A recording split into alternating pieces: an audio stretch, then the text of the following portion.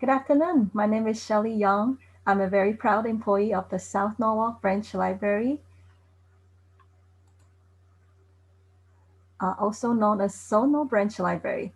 On behalf of Sherelle Harris, Assistant Director of the Norwalk Public Library, I would like to welcome all of you to this afternoon's SPED Matters program series.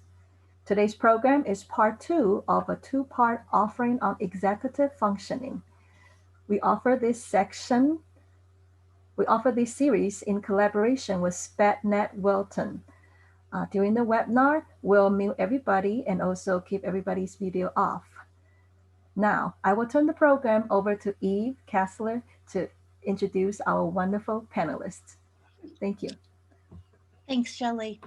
And thanks to the Sono Library. We often have executive function programs because people are always asking for them. This is part two, as Shelley said, for older kids, middle and high schoolers. Last week we did elementary school kids, and these will both be on our website. While many kids struggle with executive skills, kids with LD and ADHD nearly always have executive function challenges. Therapist, school counselor, and executive function coach Allison Tables and special educator and administrator Susan Chandler will give you guys tips and strategies to help our middle and high school students address their executive function problems and get through their days more effectively. Allison and Susan are partners in effective counseling and fidelity educational advisement in Stamford, Connecticut. They support students with LD, ADHD, anxiety disorders, and challenges requiring social emotional support, as well as autism spectrum disorder. Allison deals with mostly adults, adolescents, young adults from a relational and educational perspective, and Susan, a special educator and administrator, inclusion specialist, and educational evaluator, helps students identify their learning styles and develop strategies for addressing their needs, improve their self-determination, and acquire self-advocacy skills. We are going to have everybody is going to be off. Their videos should turn their video and audio off. So we'll just hear Allison and Susan. The information provided in this webinar is for informational purposes only. And thank you guys. Let's get started. Thank you, Eve. So I'm Allison. Hi, and I'm Sue. Nice to meet everyone. And we're going to discuss executive functioning for adolescents. So when you first think, what is executive functioning? Okay, so executive functioning are skills that are the basis for planning, organizing, and following through with tasks, assignments, and problems inside and outside of school. Many students with weaknesses in executive functioning skills forget assignments, can't complete long-term projects, have trouble focusing, and experience difficulty with change. These are our kids who school is just sort of a mess. They have a hard time keeping up. They can't find their information. They forget when due dates are happening. And again, this has nothing to do with intelligence. This is strictly about executive functioning. So these students need to be taught explicit skills in order to become successful in school and life after school. Simply put, executive functioning skills are necessary life skills. So as we continue to discuss executive functioning in the various domains, we're going to explain how it is important to externalize the executive functioning skills for our students and children, as they're not necessarily able to internalize and create them on their own. So when we are speaking about executive functioning, there are three main domains of executive functioning. The first domain that we look at is working memory. This skill helps students hold information in their mind while completing a task. It's important during note-taking, math problems, multi-step directions. Students need to be able to process information that's provided immediately, hold it in their brain, manipulate that information, and then be able to apply that information to complete the task. Obviously, it's a very important skill in executive functioning. We find many of the students with challenges in executive functioning have challenges in working memory. Inhibitory control involves being able to control one's attention, behavior, thoughts, or emotions, to be able to override any external distractions. Inhibitory controls also identified as self-control of attention. It enables students to be able to focus on and choose what they need to focus on in order to suppress external stimuli that might interfere with what is being asked of them or what is being provided instructionally. And the other third area of domain of executive functioning is mental flexibility. And this is known as the ability to be able to shift, to switch between one perspective or another, between one task or another, one subject or another, while changing your mind or course of action based on new information. And this is not only important academically, but we find mental flexibility to be extremely important in social skill development, as well as being able to participate in group activities. So we'd like to show you a video that really provides some scientific research-based information and helps to explain these domains and the subsets of executive functioning as well.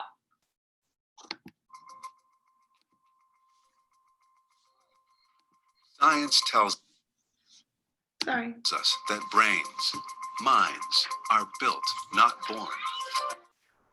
And at the center of this dynamic architecture are a set of skills called executive function and self-regulation.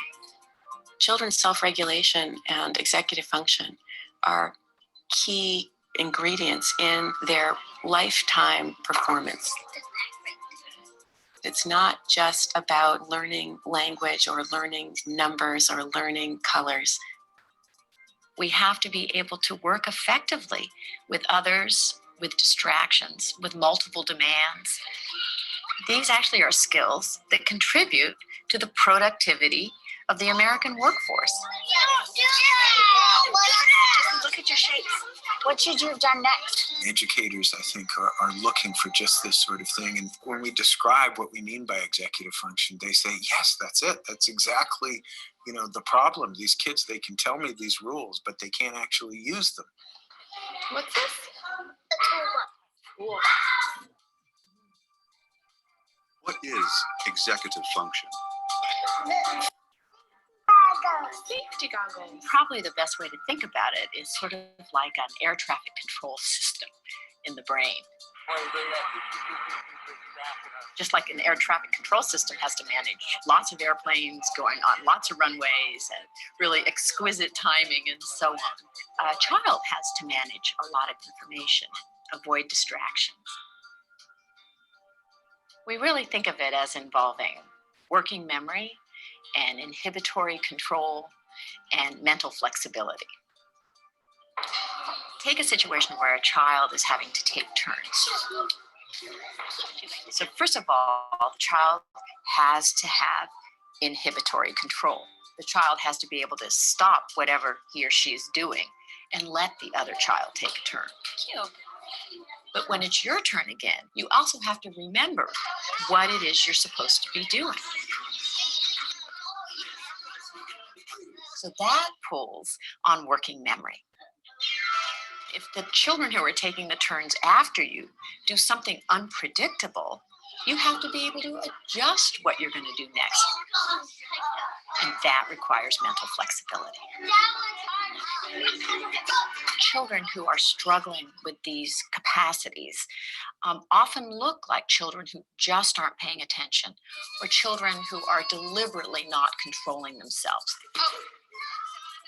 If you don't have self-regulation, you act out and the teacher puts you in timeout, and so then you miss part of the learning that's going on, and then you are more upset because you're behind, and so you act out, and so you get this downward spiral. How does executive function develop? 7 and +4. In little children, and even in the infant and toddler years, you begin to see the roots of executive functioning skills. what's going on in our brains is unbelievably intricate and complicated. The prefrontal cortex, or the front third of the brain, is important for executive function. But it's more than just prefrontal cortex. This region doesn't act alone. It's involved in controlling your behavior through its interactions with all other parts of the brain. The brain goes from a situation where you've got nearest neurons communicating very strongly with each other and ignoring the rest of the brain, to these widespread networks that are connecting these different areas. Executive function changes over the life course. It improves radically over the first few years. I got a match prime. It continues to improve throughout adolescence.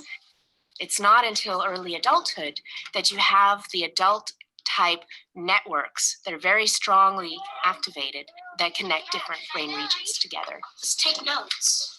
Also, we believe that executive functions can be trained. It's just like going to the gym. So the more you practice in these areas, the stronger the capacity is likely to become, because you're hoping to strengthen those neural connections. You're at 24. Slowly but surely, you're going to be able to step back, and that child's going to go into the world with these skills where they can get along with other people, change rules, and they can be flexible, and they can accomplish new things, and they're unafraid. I got bit by my dog in my arm. Oh dear. If we don't learn these skills during the childhood and adolescent years when they're coming online, we are really ill-equipped as an adult to hold a job, to maintain a marriage, to raise children, to get along with each other, to basically be part of a civil society. You're okay.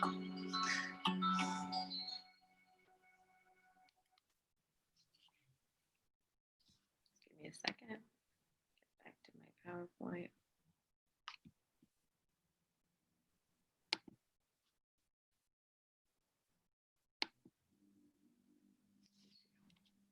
Okay, so we were talking about within executive functioning, that's an umbrella term. And there's an umbrella term to describe a whole bunch of subcategories. So the three types of brain function are working memory, mental flexibility, and inhibitory control. They influence what scientists refer to as the subcategories of executive functioning. So those three areas influence the other 11 that are in this list. So when we talk about these other subcategories, they're response inhibition, working memory, emotional control, sustained attention, task initiation, planning and prioritizing, organization, time management, goal-directed persistence, flexibility or shifting, and metacognition. So, when you say, a child has poor executive functioning skills, they may not have issues with all of these. They may, but they may not. There may be certain areas. It's important to understand what areas specifically are weak, so then you can help support and compensate for those areas. So students are not born with these skills, but have the potential to develop them. Just like we saw in the movie, how the neurons, like going to the gym, the more we work on them, the neurons will grow and develop. To ensure that children develop these subcategories, we as educators and parents need to help them strengthen these emerging skills over the course of their lifespan. So in order to do this, as we will continue with our presentation, we'll talk about creating external executive functioning strategies so that they don't have to rely on what they struggle with internally. So when we speak about really the brain in totality, but when we're looking at where the executive functioning skills are located, as the video explained, it's primarily in the frontal lobe. What's exciting about research is that these skills can be developed. These skills can be strengthened. These skills can be reinforced with, as we continue to explain, the external supports, but knowing that these students will, and your children will have opportunities to internalize many of these executive functioning skills that they may not have developed presently. I think what's important is understanding that executive functioning skills develop over time, and they will develop and strengthen in adolescence as well as in adulthood. What's important for all of educators and parents to understand is that we need to meet the students and your children where they are and understand their strengths and understand some of those challenges. And also understand that the challenges are not behaviors that they can control. And that when they are struggling, it is not a struggle that they are purposefully avoiding task initiation or task completion or time management or organizational skills. So being able to externally support their environment and set them up for success is really what the scientific research-based evidence is telling us. The gentleman that was discussing that educators would come to him and say, you know, they're not able to complete tasks, they're not able to perform, and what can I do? And he said exactly that.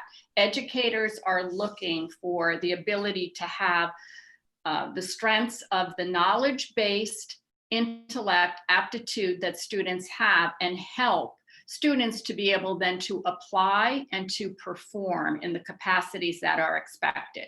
And so we will continue to support what that will look like and should look like for many of the students that are having these challenges. So we have Josh, and what we're doing is we're looking a day in the life of Josh with executive challenges. Josh is a sixth grader. I can't read it. With executive functioning issues. This does not mean that he does not have the intellectual aptitude. It just means that his brain's self-management system has trouble getting organized, getting things done. Executive functions, as we know, are an important set of mental skills. To see how challenges with these EF skills impact students in and outside of the school, we're going to take a look at a typical day in Josh's life. And maybe some of you as parents can relate to some of the struggles that Josh will be going through. Okay, so now Josh, it's 7 o'clock in the morning. Josh knows he's forgetting something. That's it, his cleats for today's game. He runs back inside to get them, but he ends up leaving his backpack at home and he races to catch the bus. He sprints past the checklist his mom made to help him remember what he needs for school, but it's too late. The bus is about to pull away. He's gonna miss it again. So this, as we continue, we're gonna, a lot of you may feel like, oh, that's my son, that's my daughter. So this is a very, I work at a middle school and a lot of these stories are very, very relatable. I see this all the time. So Josh now is in his English class and no, go back. Oh, sorry. Right. Josh now is in his English class and his teacher's at the board and she explains to the class that I would like you to tell me how last night's reading relates to the board. Every hand in the class goes up except for Josh's. His heart sinks, thinking about all the steps answering this question takes. Here we would see a student with working memory issues, a student who has to hold that information in his mind, be able to support what is required in terms of multi-steps in order to be able to answer the questions that the teacher is asking. Processing speed may be impacted because Josh is not able to recall when the teacher is requesting the information with the immediacy in the moment.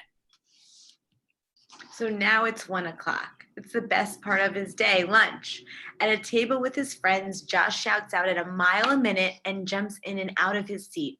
He doesn't even notice that the lunch monitor is glaring at him and that his friends look annoyed. So these are aspects of executive functioning such as self-control, perspective taking. So these poor kids, are trying to just, fit in and have a good time. And a lot of times these attempts backfire and they don't know why. So it's important for us to educate and explain how behaviors can impact those around us. So Josh now is playing soccer and he is going to his soccer game. Josh is so focused on getting the ball that he doesn't keep in mind he's supposed to run once he gets it. He quickly runs for the nearest goal, kicks the ball right into his own team's net. Again, we're seeing here the impact of working memory, remembering the multiple steps, being able to apply the knowledge that he has, and being able to support within a team or within a classroom setting what is expected of him. So many of these executive functioning skills are not just academically based. They impact students socially, emotionally, and daily living skills as well. So now it's 6 o'clock. It's time for dinner. But first, Josh has to set the table. Josh scratches his head and tries to remember exactly what goes on each place setting. He thinks he's got it right this time, but his little sister reminds him that he does. How dare she? He blows up screaming at her. So of course he didn't do it the way he was supposed to, and he's upset, and so he blows up. Now you have to remember, a day in school and just holding it together can be very draining and challenging. So, a lot of kids with ADHD or executive functioning issues may have emotional regulation concerns as well, because they have a hard time keeping it together. But if you think about the level of stress all day, trying to manage the many demands and failing a lot of times is just, weighs on you. And so when little things like, setting the table wrong happen, it looks like the size, the reaction doesn't match the size of the problem. But, I think we have to realize what's going on inside these kids' heads and how difficult it is to just, live their lives.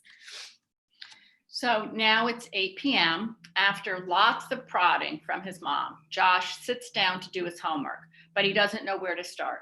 He knows he has several projects and papers that need attention, but what's due when?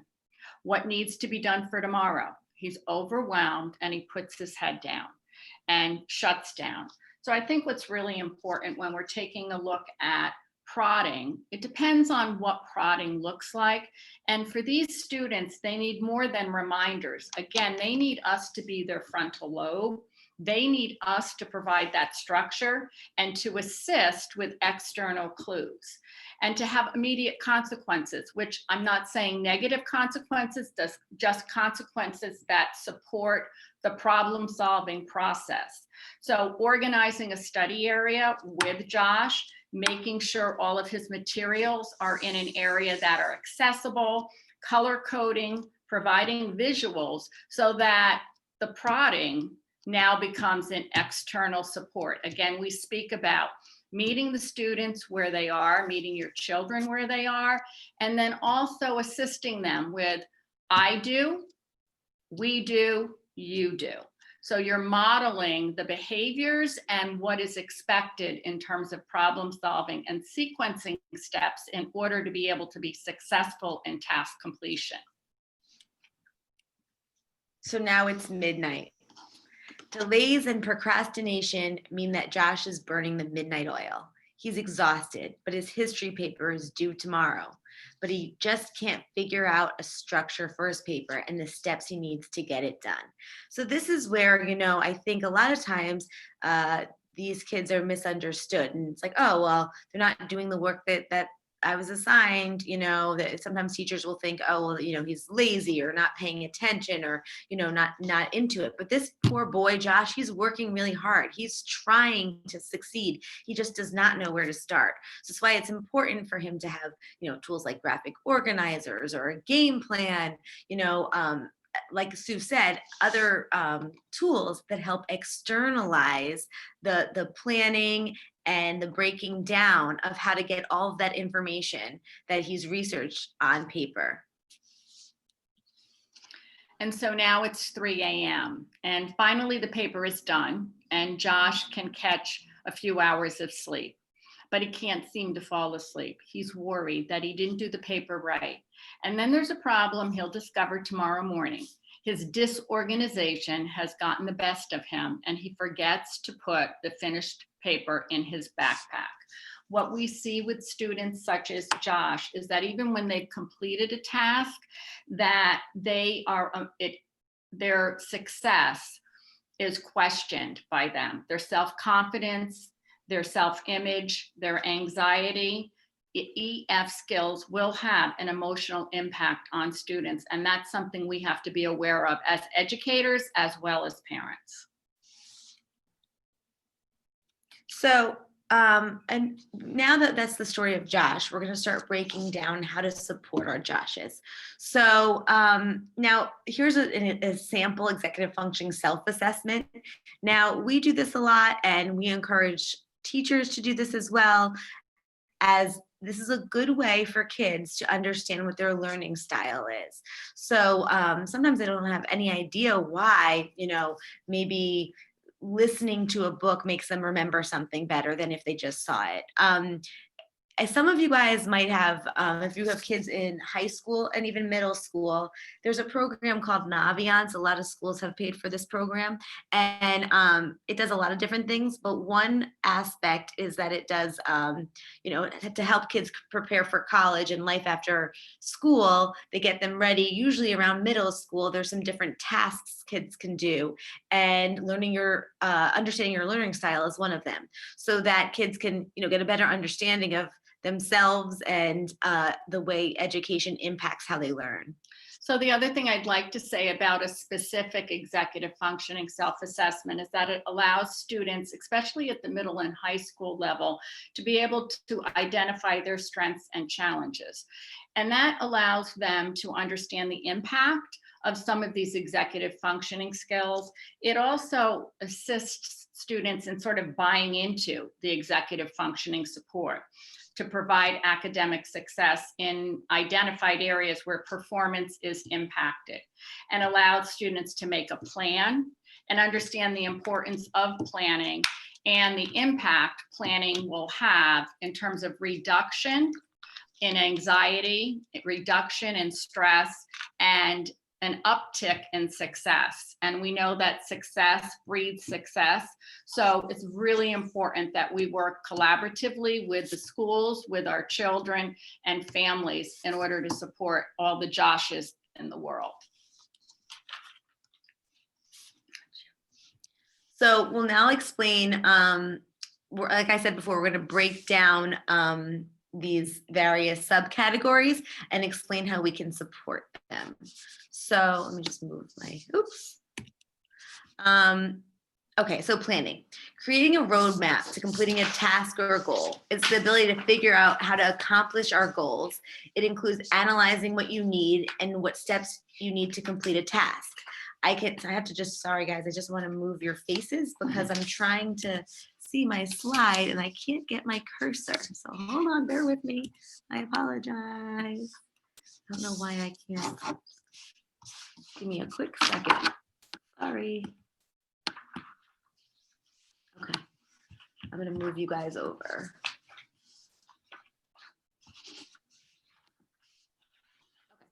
So, yeah, I can use the calendar, writing homework down, making lists before I start, and writing goals for myself. So a lot of times, with distance learning and having hybrid schedules or half-day schedules, it's even more complex for the student with EF deficits. So what I recommend to parents all of the time is to make sure you cross-check your PowerSchool, your Google Classroom, and whatever else you guys use, and try to make a big picture of what you're seeing. So post a schedule up in front of the working area the kid's going to be.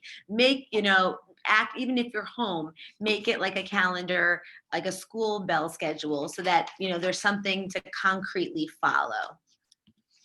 And so understanding how planning impacts their ability to be academically successful, again, it's really important to point out to the students that when they develop a plan, it does reduce anxiety and stress. When you plan ahead, you don't have to work at the last minute. Your anxiety and stress levels can be greatly reduced by having a plan from the start. It also helps to increase productivity. It also helps to provide practice for positive life skills. As we know, executive functioning is not only related to the academic, but it's also related to daily living and all of the social, emotional skills that, you know, our young adolescents are developing.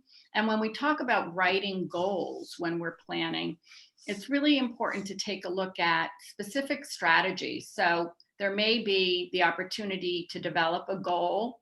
And then once you've developed a goal, then you make a plan about how you're going to complete that goal. You then will actually do what you have planned, and then you review. And so that's a strategy that many EF coaches use with students, because it also involves metacognition, which we'll be speaking about as we move forward. So now time management. Having an accurate understanding of how long tasks will take and using time wisely and effectively to accomplish tasks. It includes pacing yourself and meeting deadlines. So I can manage my time by estimating the time it will take to complete a task, prioritizing the most important work first, and pacing myself as I work. So what I like to do a lot is ask students, okay, like let's say we've got 3 assignments, we've got social studies, math, and science. How long do you think science is going to take? Okay, you think it's half an hour? Let's mark that down. So from 3 to 3:30, you know, let's see if science really did take you half an hour. So the students having an understanding of how long their assignments take is huge, because then it allows them to prioritize and figure out how to schedule their homework plan. So, you know, what I see a lot is kids will say, oh, I turned in all of these assignments and I don't understand why I still have a bad grade. Well, you know, you did the assignments that were quick and they were only worth 10 points, where you didn't do the assignment that took, you know, a longer amount of time because you didn't give yourself that time, and that was 100 points. So it's important to not only understand how long things will take, but to prioritize the work as well. And again, when we're looking at assisting our students and adolescents to understand the importance of time management, we're helping them to, as Allison said, develop sort of a mental time span in terms of how much an assignment may take, and then being able to review the actual time that it did take. It allows students to pace themselves so that they can work at a pace that's just right for them instead of having to rush at the last minute. It also provides them with an opportunity to feel in control and confident about scheduling, and being able to, if they have long-term projects, chunking that and being able to break those long-term tasks down and throughout the week complete on a Monday, Tuesday, Wednesday specific tasks that are required possibly for a project that's due on a Friday. And lastly, it also allows them to be able to finish their tasks on time and then have time to schedule fun activities, to be able to have that social support that's really important to students as well. So organization, it's the ability to develop and maintain a system that keeps materials and plans orderly. I can organize by identifying a regular time during the week for clearing out and organizing my backpack or study area. This is huge. I mean, working in a middle school, I've seen, I mean, now it's a little different with the pandemic, because a lot of kids are using simply Chromebooks. But before, I'd look at backpacks and there'd be permission slips from September when I'm looking through a backpack in January. And, you know, so many kids will say, oh, I don't have that assignment. And then you look and you see 3 different copies because they didn't keep it in the same place. So these kids have a really hard time organizing their materials. So it's important that we have, you know, we model this for them as parents and teachers. Now, because everything is digital for the most part, you can still do this through folders on Google. In some ways, it's sort of easier because you can see exactly what they have, where you don't have to dig through a backpack. But you still have to, you know, just because we think our kids are more savvy with, you know, tech, it doesn't mean they have these skills. And this is what happens a lot is, you know, the parent will say, oh, well, my kid knows how to deal with the computer better than I do, so I'm sure he's fine. But then in reality, they have docs everywhere where they need to have folders for each subject. And so that would be a good way to, you know, maybe do it yourself and model it for your students. Another way to be organized is you keep reference materials, including calculators, dictionaries, and pens, writing materials, graphic organizers near my homework or work area. So a lot of people I know, kids work on their beds, and I don't recommend that because there's stuff everywhere. Then the sleeping becomes one with the work and lines get blurred. And I think it's important to, I was just talking to a student before who is strictly distance learning, and she was saying that she falls asleep in between English and social studies. And I was like, well, if you're in your bed warm and cozy at 8 o'clock, of course, why don't you get out, sit at the table, take a shower, just get yourself ready for your day. So, and back to what I'm trying to say is having a designated area for work is very important. And then use brightly colored folders identified for each subject to bring important papers like homework and permission slips to and from school so those items don't get lost. Well, we can do this physically in some sort of backpack, or again, like I said, through your computer, you can have, Google Docs with different names and colors, and you can color code, in some ways probably easier online. So one thing I just wanted to say in terms of organization, as Allison stated, home has become school now. And so I was working with a middle school student who is definitely a visual learner. And what we did is we set up a study skill area. And what we did is we color coded folders and notebooks for each of the 4 content area classes. And then when she would come home from school, we also had colored bracelets that matched the subject area. She'd put all of her bracelets on, go through her Google Docs, go through Google Classroom, look at the assignments she needed to complete, write that down. And when English was done, she could take off the blue bracelet, hang that up, and know that she had completed that assignment fully. So for students who still need that kinesthetic, touchy feel of the work that they're doing, not just totally based on the Google Classroom, it's really helpful to provide that external, as we've been talking about, and also give them that independence of color coding and really allowing them to develop some independence with that organizational skill set. Task initiation is extremely important, and we see that planning and organizing absolutely impacts task initiation. It's the ability to independently start tasks when needed. It's the process that allows you to just begin something even when you really don't want to do so. So you can initiate tasks by making a plan and completing the task. And again, one of the plans that I like and recommend is the goal, do, plan, review for students. Also using strategies when a student gets stuck, and that can be the systematic planning of a goal and what the steps are required, what are the materials I'm going to need, completing the task, and then again reviewing. Also encouraging that students begin the most difficult task first. Although many students want to avoid, for example, if math is a very tough area for students, and we find with working memory deficits, math is difficult, but starting that first, that's when you have the most energy, and you're going to need the most energy in order to complete a difficult task. And that allows them to really begin to facilitate and initiate some of those tasks that are, again, as we said, difficult for them. So now working memory. It's the ability to keep information in your head in order to complete a task. It's important for remembering information, following directions, and completing academic problems. I can use my working memory by learning to paraphrase information, saying back information in a different way, and concentrating on the task at hand. So today, I was just saying to Sue, at school, I have a girl who was very upset because she was having a really hard time with math. And she was nervous because she didn't want to get in trouble, but she didn't understand and she couldn't remember. And so, this is where, mental health and intertwines with EF deficits, because there was severe anxiety about, oh no, the teacher's going to get upset with me. So I had to work her through it. We met with the teacher. We have a plan for how she's going to, review work.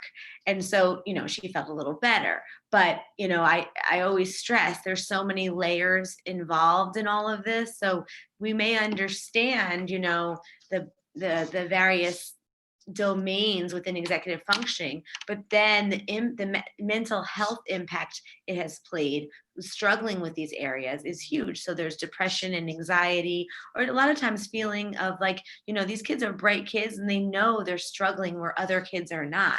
So it's for us to come up with solutions to help them feel, capable and confident. All right. And so metacognition we've discussed, and metacognition is the ability to be aware of what you know. Sorry. I don't know. I'm having some technical difficulties. I can't get this off. Okay, being aware of what you know and what you don't know. And it is being able to understand what you need in order to improve your learning.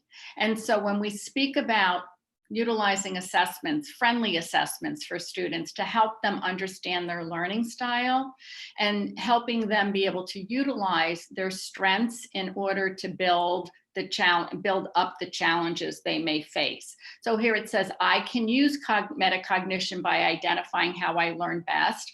We speak about, visual learners, auditory learners, and kinesthetic learners, and that you may be a combination, but it's important to understand what that means to your ability to take in information with a teacher whose teaching style may not match your learning style. And there's a level of frustration that will come into play when that happens, and how we can have control as young adults in order to self-advocate and be able to identify what they need in order to be successful in those environments. Understanding what am I supposed to learn, checking in on my own progress as I complete a task. So again, utilizing either a graphic organizer or a checklist or a rubric that can assist in completing tasks and being able to check that off, supporting that success when you go back and evaluate how you are doing on the tasks that you are completing. So now flexibility, the ability to adapt to a new situation and deal with change. It also includes perspective taking and making decisions to fix a problem. I can be flexible by seeing different perspectives, using problem-solving skills to handle challenges that come up, and being open-minded to new solutions when a change happens that I was not expecting. So we have some of our rigid students who have a really hard time when, something comes up that was not planned. So a lot of times with these students, we can say, almost have a game plan. If X happens, this is the solution. If Y happens, this is what we're going to do.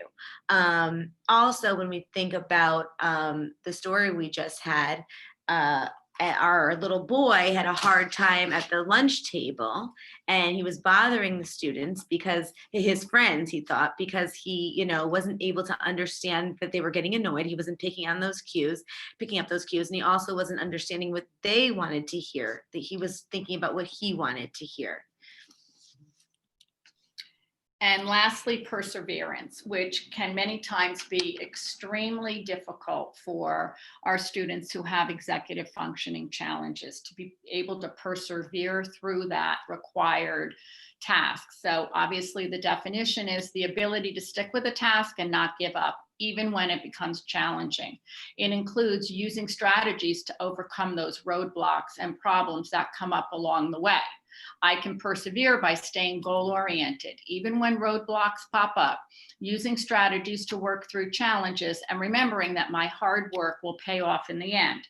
And I believe many of the supports that we've discussed through identifying how we can help our children in terms of planning, organizing, time management, understanding working memory, and also understanding the importance of metacognition lead to their ability to be able to persevere through many of those tasks that in the beginning of their development of executive functioning skills would probably cause them to shut down. So again, helping to self-assess and helping students to feel in control of developing plans and being able to self-advocate for their needs so that they are in self-control and they are in control of their learning.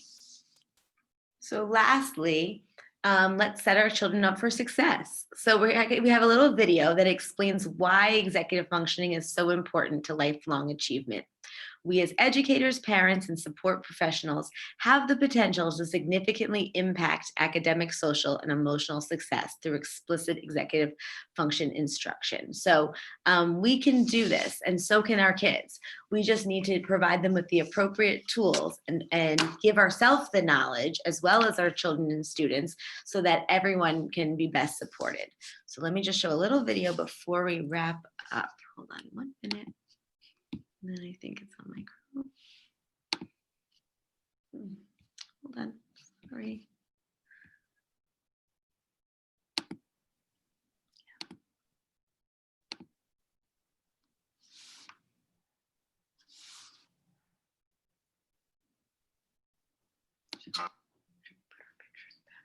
I will.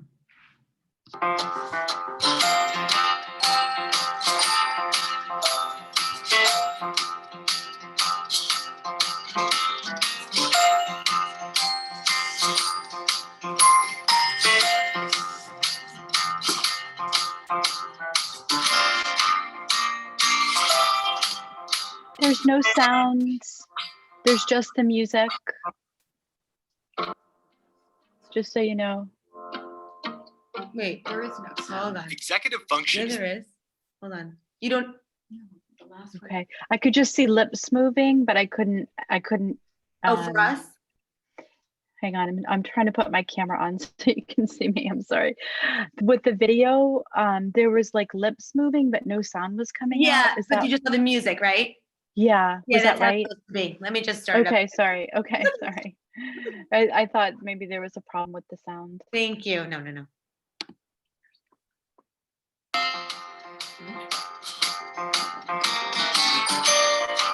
fine. I'm going to start from the beginning.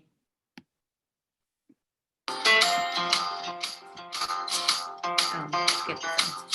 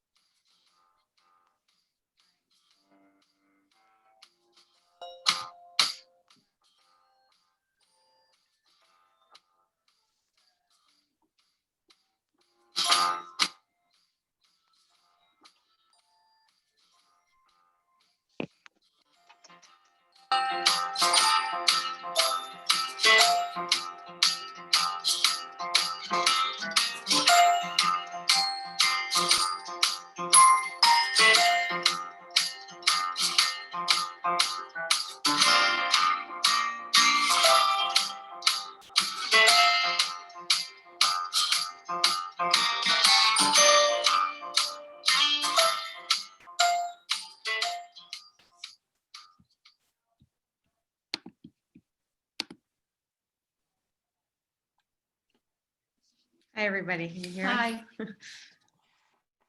Thank you for the opportunity for us to present Oh, sorry. our executive functioning presentation.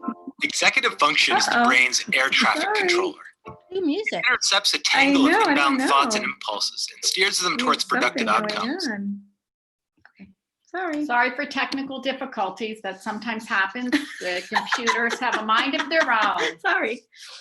So anyway, we want to thank you for this opportunity to be able to present information on executive functioning. I think, I'm hopeful that you were able to see that we're very passionate about executive functioning and working with families and school systems to be able to support our students who do have some skill deficits with executive functioning. So we would love at this point in time for anyone who has questions to put them forward. And we would love to be able to support you with answers that might be helpful to you as a parent. To be able to advocate for your child, to work with your child, and maybe to set up some of these executive functioning supports within the home environment as well. And so I think some people were asking if they could get a copy of the presentation. We'll have it on the website, on the SPEDNet website. Right. Does Which anyone- is, which is www.spednetwilton.org. Sorry, I mistyped it. Okay, great. Are there any specific questions that anyone may have about some of the information we've shared or about a specific experience you may be going through with your child or your young adolescent? So we have a couple questions. The first is, how do you overcome the opposition to starting homework or tasks? So let's start there. A lot of times I think sometimes you have to create a reward system.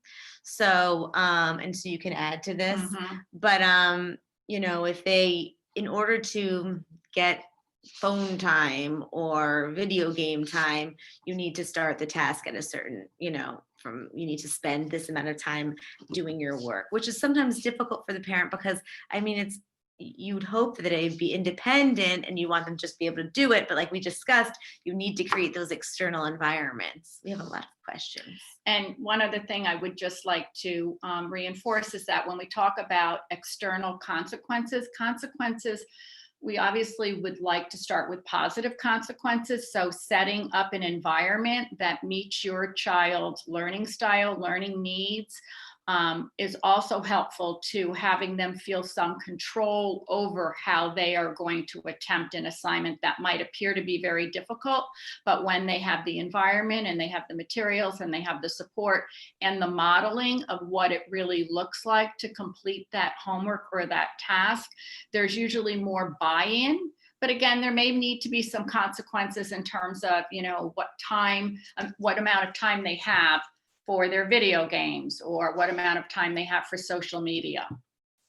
And then someone asked, what is the typical fee? Well, we could talk about that individually. You can go to our website if you want more information. I'll put it on here because we work privately. Okay. Does schools in Wilton examine most districts, especially with middle school and high school, do understand the importance of executive functioning and usually incorporate that in sort of the universal design of teaching. I can't speak for Wilton, but I was a teacher for Stanford Public Schools, and we developed and purchased an executive functioning curriculum that we implemented in middle school and high school. And many teachers were also trained with executive functioning, understanding the importance of executive functioning and how they can incorporate that in their everyday instruction. But I want to add to that because I do feel like a lot of it also is the individualized teacher, because even though we can give a program for executive functioning for a district, not every teacher is going to utilize it the same way and support kids the same way. So that's where I think parents, you know, get frustrated because it becomes very individualized for teacher, for student. And I saw Eve, you shaking your head no. Well, I just think that what's really one of the things that's so important is that the parent asks. Correct. The district, their team leader, the special ed teacher, pretty much probably at a PPT meeting, or your team leader, you know, say with examples of what they're seeing at home of how their kid is responding to whatever it is, and as clear a picture as the parent can give, and ask, you know, exactly. How can you address this?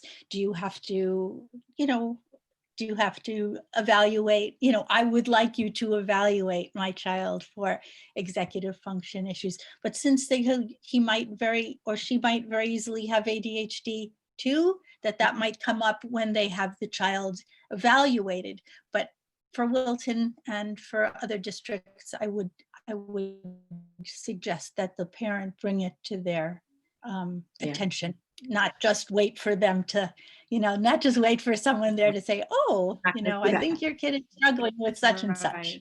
So the next question is, my child already sees a resource teacher at high school, but does not want my help at home. So there's a couple of, you know, situations here. If your child is getting the support necessary through the resource classroom and the teacher is helping your child with executive functioning skill sets and also supporting your student with setting up a homework plan or task completion plan, you may not need to be involved as a teacher at home. And I know that it's important for parents to know what's going on and want to be a part of the success that their child is experiencing or the challenges that may be coming up. What I would recommend, I was a resource teacher for many years, is communication is key, and really be able to speak to the resource teacher concerning whether you're seeing your child not being able to complete work independently at home. How is that resource teacher addressing that? Of increasing the confidence and the skill sets and strategies for your child to be successful, and increasing the independence of your child's ability to complete his tasks. So I would just recommend communication, working collaboratively, and seeing if that might help you in being able to support your child in a positive way. And that's a wonderful suggestion. And to follow up with that, we're having on Monday, October 26th, a how-to guide for improving parent-provider communication with Justina Balzar from the Hangout spot. So for those of you interested in that, I just wanted to give that SPEDNet presentation webinar a plug. Well, there was also a question about the assessment checklist. I guess, where do you get it? Or I'm not sure what the question is. Yeah, you can add more, I guess. Right, in terms of executive functioning assessment checklist, maybe that might be what you're referring to. And then I think we have time for one last question, which is speaking to your son as an adult now, but he clearly had executive functioning during the time he went to school and no one picked that up. I had to take him to a doctor to be tested and had to call school before he was able to get help with executive functioning. So I am happy that now he has been brought to the forefront, because it was not in the past. And I agree, and I'm happy to hear that your son is definitely getting the support he needs. I believe executive functioning is really a term that has been around, but yet many teachers and parents were not sure how to support that. There's so much more research out there now, and executive functioning coaches and those who have been trained, who are really working hard to bring this knowledge to the school system and to families and to students as well. So thank you for that. And Nadine, I think you can see it on the that checklist is on our PowerPoint, which will be posted. And I think there's also a question about the IEP services. Okay, sure. So it says, can you look at an IEP and make recommendations for supports, goals, objectives, meetings? Do you attend PPT meetings? Yes. And I would speak to that specifically, as I'm a special education teacher. I was also a assistant director for special education, writing IEPs. I also am an IEP compliance support teacher. So my answer is yes. And our website, Allison did put that up. And I'm the fidelity part of the EF counseling. So if you wanted to contact me, specifically, I'd be happy to have a conversation concerning that. I'm going to give our emails. Oh, thank you. Yeah. Okay. Access the website. PowerPoint's going to be on the SPED Network website. Sorry, I need a little sip. I've been speaking a great deal. Great. Okay, I think that was great. I think it's time, but I hope we've been able to answer questions. Again, we've given you our website and our emails, and certainly we're available for any future or further discussions that anyone may have. Thank you, guys. That was terrific. So Right. Once again, the presentations, the PowerPoints, any other information that we get from Allison and Sue regarding strategies will all be posted on the SPEDNet Wilton website, along with the webinars for all of our other webinars. And our next presentation, as I said, is October 26th on Monday, about a how-to guide for improving parent-provider communications. And thank you. That was terrific. Thank you so much. Thank you. Thank you, Kelly and Thank you. Stono Library. This was terrific. Thanks, everybody. That was a good group. Thank you. Bye-bye. Is that Is that okay? I make an announcement? Yes. Yeah. So from November 10th, 2020, we have anxiety in the time of COVID-19. How can we help our children? It's the panelists will be on. It's Dave Silvestro. He's a very famous school psychologist. Yeah. So we hope that you can go to our website and sign up for that. It will be a wonderful one. Thank you, everybody, and thank you, Eve, Thanks. and thank you, Thanks. everybody. That was November 10th from 1 to 2. Dave Silvestro talking about anxiety. Okay. Thank you. Thanks, Shelley. Thanks, Thank everybody. you. Thank you. Bye-bye. Bye.